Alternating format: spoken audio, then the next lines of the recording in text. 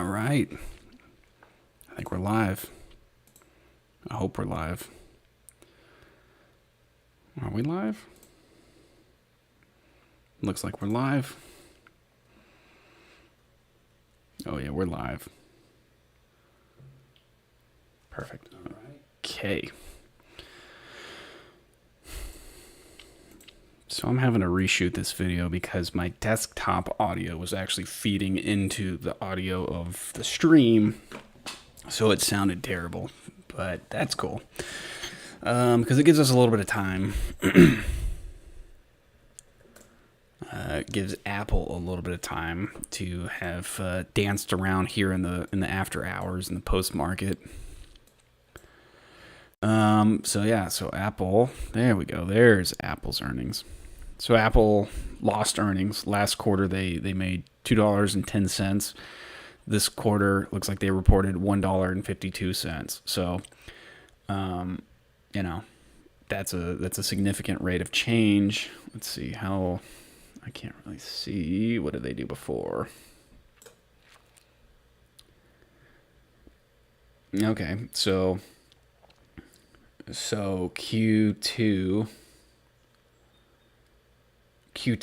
of last year they did $1.30. Q3 they did $1.24.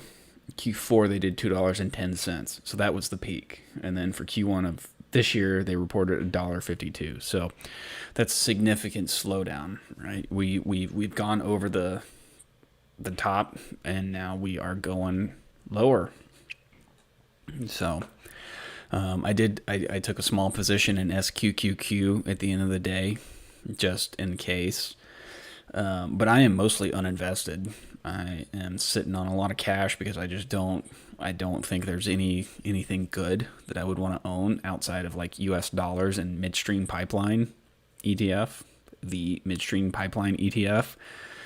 But yeah, that's that. And then the other big one to report today, Amazon. Just looking terrible.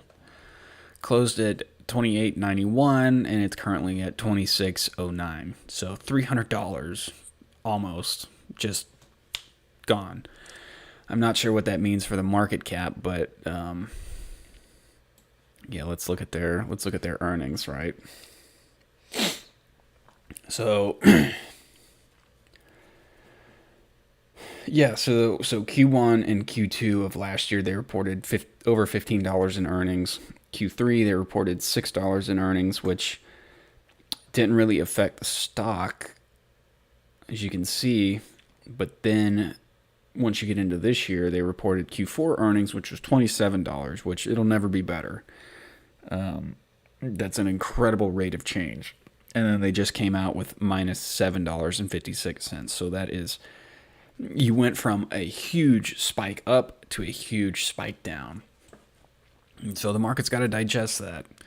But essentially what you're looking at is you're looking at a consumer that's been destroyed by inflation. Rent is going up. Both of those combined have outpaced wage growth, which the consumer and the worker has made more money. They've been able to negotiate or change jobs for higher pay. A lot of people are actually regretting that decision, leaving their old job, but that's not the point. So you've got that. And then what you don't have is you don't have stimulus coming from the government anymore. Unemployment insurance from the pandemic pandemic unemployment insurance is done, I'm pretty sure. We're not going to have any of those government stimulus coming again in the form of checks. So all this money, all these things that made money cheap are gone. And what we're looking at is food insecurity and energy insecurity. So what that means is people aren't going to be spending their money on things that they don't have to have. So everyone's going to hunker down. And so that's what this means. You're not going to be buying the newest Apple iPhone. You're not going to be buying, things on Amazon that you don't need. So that's what this reaction means. So we're going to go through a couple of the futures.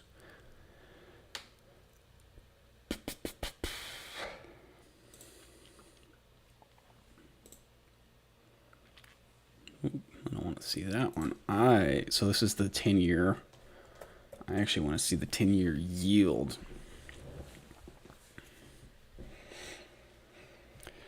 So here on the left, we've got the monthly. In the middle, we've got the daily. And on the right, oops. On the right, we've got the 4-hour. Okay.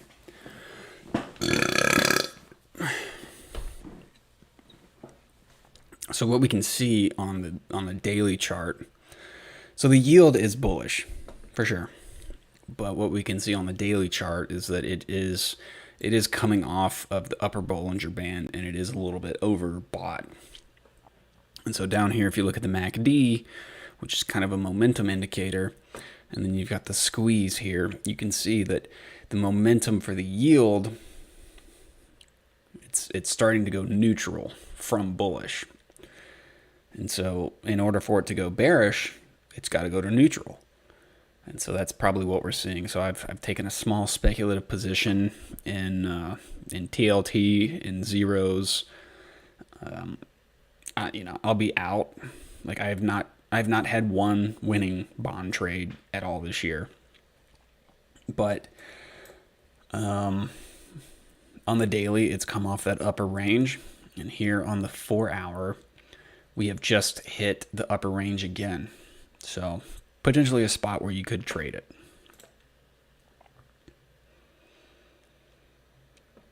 When it comes to the S&P futures, we've had a bit of a rally the last couple of days. But what we're looking at here, this big red candle here, it closed higher than where it is now, and that's all got to do with it closed at 4,300. I'm looking at the 30-minute chart on the other page, and well, it's about where it closed, I guess. Let's actually look at this one. So this is the S&P ETF. So yeah, I mean, ramped up to almost 430 going into the close, and then it's been kind of not doing much since. Yeah, so this thing closed at 427.81. It's at 424. So it's come back a little bit, but this is going to be related to Apple and Amazon. It's a fight back and forth between which one's going to win out. Apple is bigger than Amazon, but Apple had negative rate of change in earnings. So did Amazon. So that's got to be factored in at some point.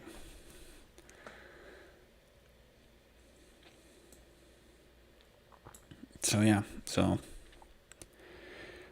generally speaking, the S&P was coming off an oversold position down here at the lower Bollinger Band.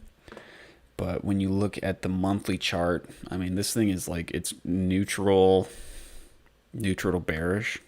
So like, trade it at your own will.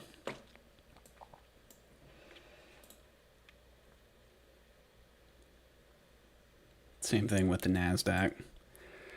At this point, it's like, yeah, the NASDAQ has a little bit more beta than the S&P, but essentially they look the same, right? If you're gonna press me for an answer long term, yeah, I'd rather own the NASDAQ because it is growth, and growth is the only thing that matters when inflation is under control. But that's not where we are. So then we've got the chart of crude oil. This is West Texas Intermediate. So hit $105 per barrel today. So that's gonna hit the consumer. But because of this, I added a little bit of XLE. I've got a long-term position in AMLP, but I added a small starter position in XLE today because of this kind of bullish move over the last couple of days. Again, with everything, like, don't go big in anything.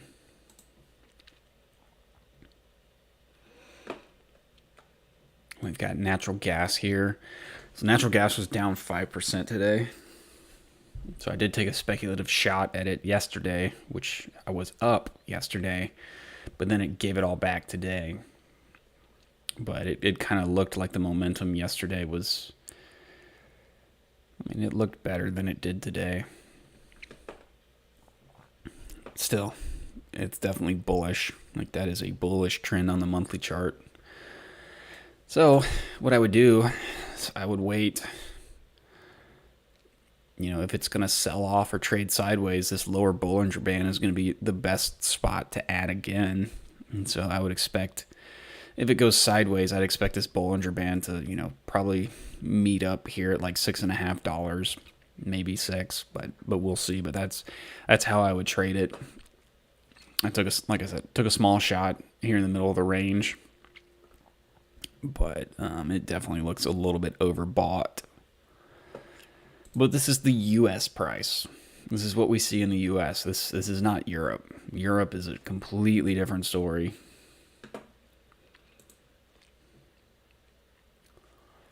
When we look at corn, super bullish. But coming off of, I mean, it's fairly overbought on the daily chart. Definitely overbought on the 4-hour.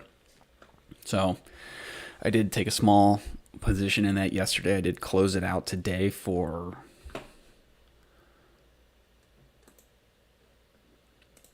I can't tell, I've been logged out. But I did close that position.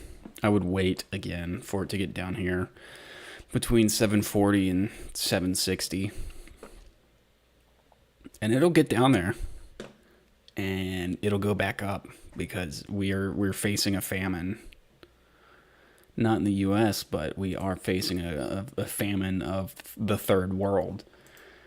You know, you're looking at Africa, you're looking at parts of the southern hemisphere, you're looking at parts of the eastern hemisphere. So here's soybeans, super bullish.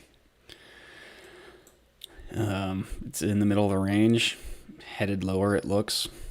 But down here around 1600 looks like a good spot to start adding longs.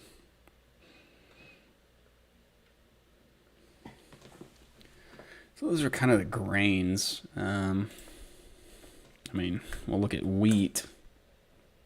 Literally the same. Super bullish. Not really a good spot to do anything. I mean, I wouldn't short any of this stuff.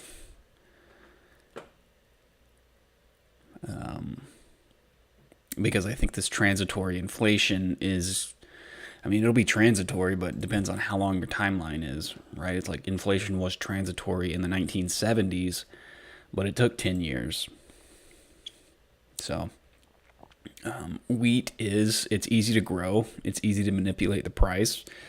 I think wheat does have a little bit more correlation to politics than anything. But, you know, your risk reward is going to be a lot better if you wait for wheat to get down here to like, you know, 1,000, 990. Then you can just start taking small positions. So when it comes to position sizing for commodities, commodity companies, 4% is the max.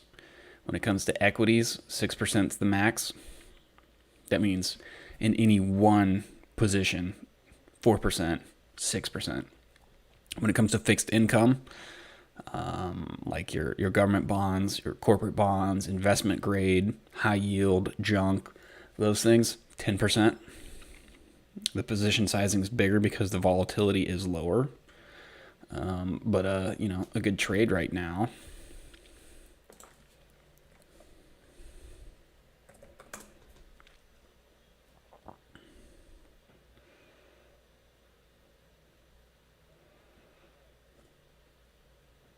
Wow, so I haven't looked at this one yet. Interesting. So it looks like investment grade bonds have actually underperformed high yield or junk bonds. So that's pretty cool. But one bond trade that you can definitely throw on, or that would have made money, again, everything is speculation, right? Is going along the short end of the curve. So SHY, which that is the 1 to 3 year treasury bond. But you can see independently, like, this has been a terrible place to park money unless you shorted the 20-year bond against it. And so that's how the Fed controls. That's how they control the yield curve. They keep the short end still, and then the long end of the curve is the one that fluctuates. But when you're a bond investor, you're going to want to own that long end of the curve because that's where you're going to get the biggest price appreciation. But that has not been a good trade at all this year. Bonds have been just terrible. And so they'll probably continue to be terrible. But at some point, we are going to have to buy bonds because that's how the government's going to finance this recession that's going to come. But it's going to come when equities are howling, the housing market's howling, commodities are probably going to come off as well. And so every type of asset that trades besides like the dollar and maybe volatility, there's not going to be a good, you're going to scare off a lot of people. And so they're just going to pile into bonds. And, the 10-year yield might be 4%. And so that's kind of my prediction with all this stuff.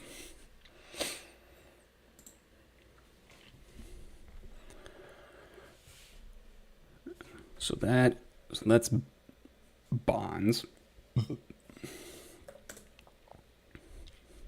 Again, we got the 10-year yield here at 2.8, 2.9%. If it gets above 3, you're looking at some things starting to break. Things are already breaking, but when we look at gold, so gold was kind of neutral all of last year, but this year it's definitely bullish. So I was adding gold today because it's hitting the lower Bollinger Band, and I'm going in small, so I've got time to add as it goes along this lower Bollinger Band. But when we look at the 4-hour chart, it looks like we may have bottomed here. And so as long as gold works, I'll go up to 12%. Right, so I didn't finish my allocations. So currencies, you go up to 12%. Metals, commodities, grains, 4%. Gold is a currency, so up to 12%. It is the yardstick that all currencies are measured against. Silver, on the other hand, is an industrial metal. Silver over the last 3 years, 2.5 years, 2 years, whatever, kind of neutral, kind of hard to trade. This looks pretty ugly. Again, it's not the same as gold. So you could take a small speculative shot here, but again, your maximum position size is 4%. So, you're not going to be able to build a big position, but you do whatever you want.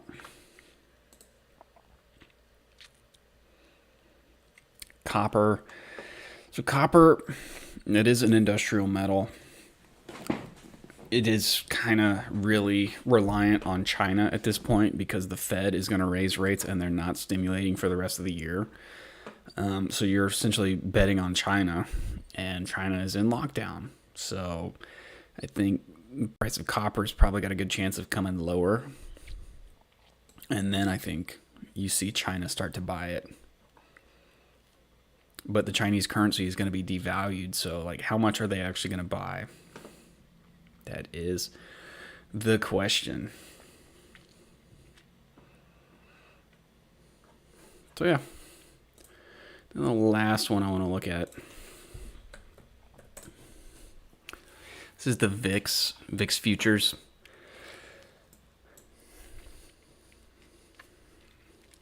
So we are kind of just hanging out above 26 for the last couple of days. That's not good for stocks, right? That's why the market has gone down. But you can see the VIX, it does kind of honor these Bollinger Bands up to a certain point. I mean, like this last month, yeah, it did ride the lower Bollinger Band for a couple of days, which is painful. But really what you want to look at is, when does it penetrate that Bollinger Band? That's the time that you really want to look at acting. But yeah, volatility is definitely bullish. So your long short portfolio is going to be probably going to be the safest bet if you want to park money. Other than that, I don't know what you would do besides dollars and like infrastructure type things like pipelines. And I like pipelines because they do pay a fat dividend that you then reinvest. But in terms of the bullish sectors, right, you've got real estate, kind of. You've got energy, kind of. You've got utilities. You've got consumer staples. You've got gold miners. And you've got other miners. That's really it. I've stayed away from consumer discretionary. Yeah, that's definitely that's broken from bullish to bearish. Yeah, and so the biggest components of the XLY ETF, Amazon and Tesla. So see ya lower, big time, big time. So the chart that I really care about, it's totally consumer discretionary, or it's retail, I guess, but it's Dillard's. And this thing, I am eyeing the January 2023 $200 put, and it just got cheaper today. I mean, it's gone up 5% the last 2 days in a row. So I am eyeing that thing because it's kind of the last man standing in terms of stocks that have really not cared about what's going on in the world. But again, inflation has killed the consumer. Rent raises are going to kill the consumer.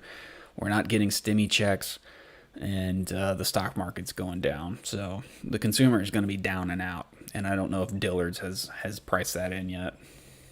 So that one is just a sitting duck. The only terrible thing about this is that there's not much volume in it. So today, a little over 300,000 shares were traded, which, I mean, it's really not that much for a company that's priced at $300 a share that made last quarter, I guess in Q4, it made $16 in earnings. So can't believe it doesn't have that much volume, but it doesn't. And we compare that with what's a regular stock.